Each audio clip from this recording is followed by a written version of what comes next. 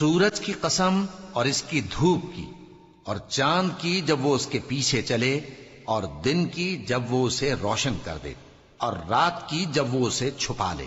اور آسمان کی اور اس ذات کی جس نے اسے بنایا،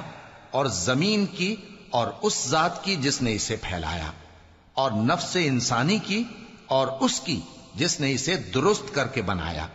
پھر اس کو بدکاری سے بچنے اور پرہیزگار بننے کی سمجھ دی کہ جس نے اپنے نفس کو پاک رکھا وہ مراد کو پہنچا، اور جس نے اسے خاک میں ملایا وہ نامراد رہا۔ قوم سمود نے اپنی سرکشی کے سبب پیغمبر کو جھٹلایا۔